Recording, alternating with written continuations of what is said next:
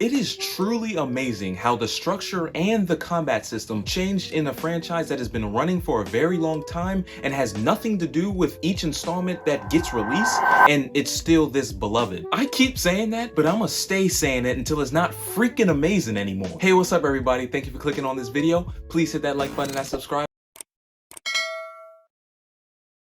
If y'all haven't noticed, Square Enix has been in the stew every day, steady producing. We're getting a 3-disc Final Fantasy remake plus a new installment to the series. This is all after Final Fantasy XV came out in 2016. And this game is coming for next in a stacked 2023 gaming lineup. I mean, they're gonna be competing with Diablo 4, Zelda, Spider-Man, Jedi Survivor, Resident Evil 4, and don't think the likes of Street Fighter 6 is too far behind. But Square Enix has been ambitious, from bold decisions to separate themselves from Nintendo all those years because of a disc issue with Final Fantasy VII, to making an RPG genre and then fundamentally changing that RPG genre in the middle of their RPG series. I mean, they literally took the J out of JRPG and replace it with an A. By the way, that RPG structure is the same RPG structure that they themselves invented and made popular. Not to even mention the switch to 3D, the switch to making stories more narrative driven, and also the fact that reportedly Final Fantasy X Remake is in the works right now. Reportedly? Allegedly? Reportedly. Square Enix has just been consistent legends in the gaming space. Me personally, I'm super excited for Final Fantasy XVI, especially because Final Fantasy VI and VII were huge gaming staples for me, with being, you know, a JRPG savant and all.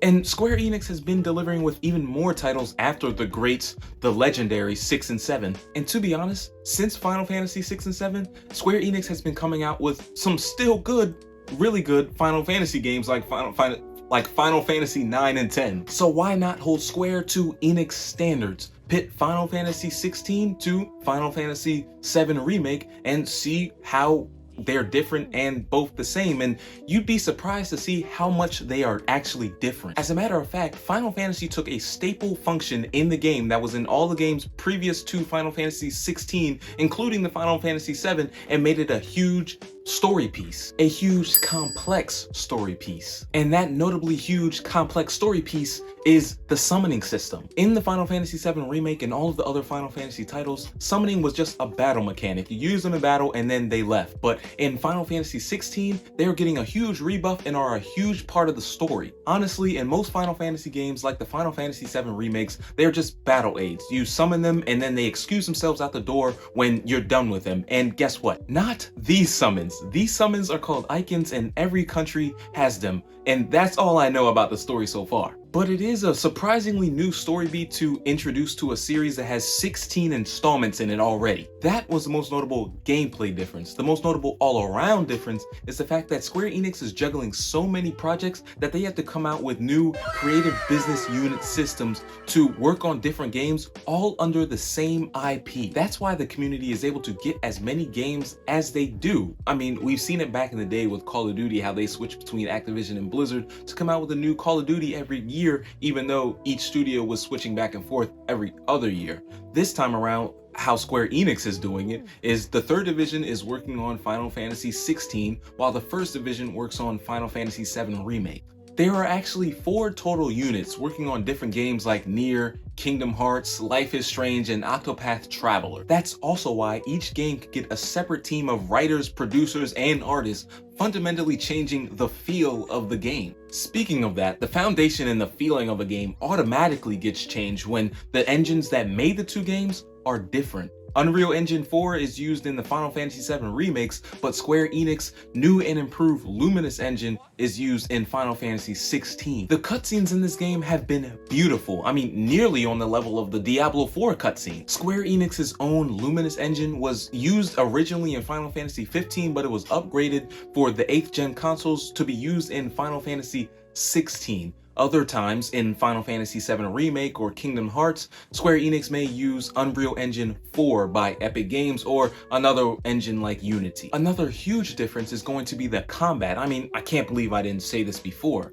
Final Fantasy VII Remake, just like the original Final Fantasy VII, allows players to have on turn-based combat. Obviously, Final Fantasy XVI strays far away from turn-based combat. And albeit that mode in Final Fantasy VII Remake is called Classic Mode, the colloquial term being Easy Mode. Final Fantasy XVI has action-based combat, just like the later installments in all of the other Final Fantasy games. I mean, they strayed away from the old ATB system that was used in JRPG legends like Chrono Trigger and Earthbound in favor of this action RPG style of play. Final Fantasy XVI just got straight boxing in this title. If you're still on the fence and looking for a direct comparison to the combat in Final Fantasy XVI, look no further than Devil May Cry 4, and there is a good reason for that. The reason being, the combat director for Devil May Cry was also the combat director for Final Fantasy XVI, and anybody who played the demo felt the similarities, or if you didn't play Devil May Cry, you felt how good the combat just was. It is truly amazing how the structure and the combat system changed in a franchise that has been running for a very long time and has nothing to do with each installment that gets released, and it's still this beloved. I keep saying that, but I'ma stay saying it until it's not freaking amazing anymore. That combat director that worked on Devil May Cry, he's had a 25-year-long career, and he's saying that this Final Fantasy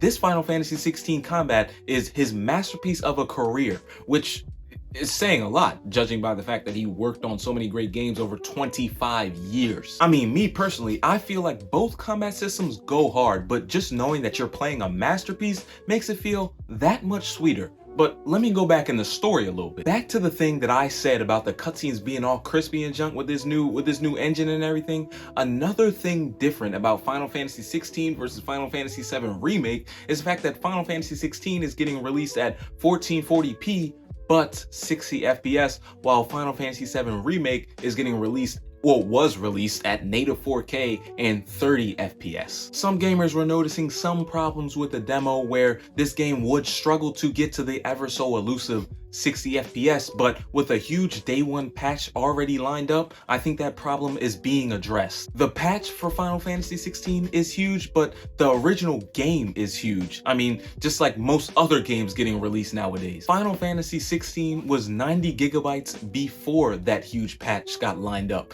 but when you really think about it, it's nothing compared to the Jedi Survivor, 147 gigabytes, and the 3-disc adventure that is Final Fantasy VII, which if you add those up and you buy all those games and play all those games and keep all those games on your system or your computer or whatever, that's going to take up a lot more space than just 90 gigabytes plus a huge patch. Final Fantasy XVI should take at least 35 to 40 hours to fully complete the story, and that number could soar to 70 hours if you take advantage of everything that the game has to offer, kind of like Zelda Tears of the Kingdom. There's going to be many things to explore in Final Fantasy XVI's Valisthea, giving it a lot of opportunities for players to stray from the beaten path. As a matter of fact, when compared to Final Fantasy VII's Midgard, Valisthea is just flat out bigger, it's just flat out larger, it's literally an open world. Apparently, up until 6 months before launch, Final Fantasy XVI was set to be a double disc release, and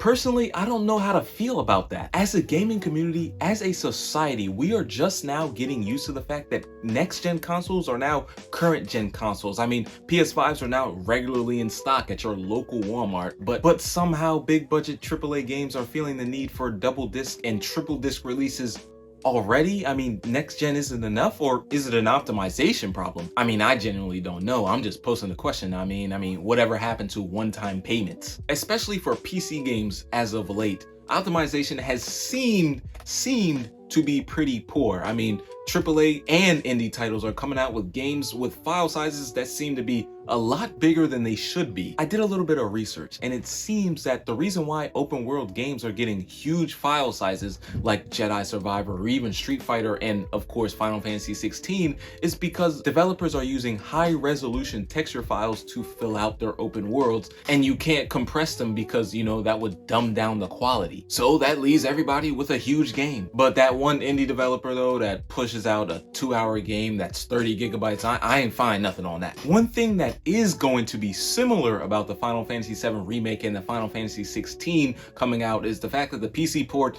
is still going to take a while for it to release. The Final Fantasy VII Remake PC port took about 2 years to come out, and Final Fantasy XVI has a 6-month PS5 exclusivity deal, and even then a PC port might be slow in coming still because the developers chose to push it back a little bit to optimize the game for limited load times. PC gaming, the master race only to the patient and the deep-pocketed. So yeah, I'm super excited for the fact that Final Fantasy XVI comes out today. It comes out on a Thursday for some reason, but you know, Square Enix just had to be different, you know what I mean?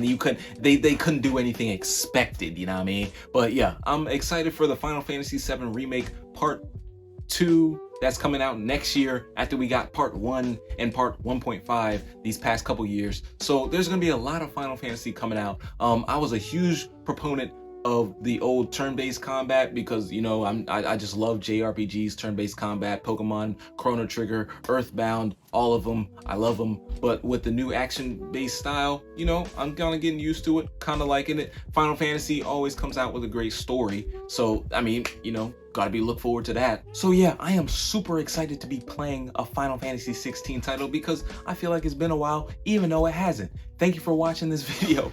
Thank you for staying this long. Thank you for sticking with me. Thank you for just watch. If you're watching this clip right now, thank you. I have to thank you from the deepest parts of my heart. Yeah, just thank you. Channel's about to hit 1,000 subscribers and I couldn't do it without, you know, 1,000 people hitting that subscribe button. So thank you all for that. Please hit that like button. Please hit that subscribe button. It really helped the channel out a lot. You're leaving the bread show, but you don't have to leave the bread show because there's a whole lot more bread show where that's coming from. And yeah, spread love, give inspiration in all you do, and peace out. Welcome to the Bread Show. Take 2. But that one indie developer though that pushes out a 2-hour game that's 30 gigabytes, I ain't find nothing on that.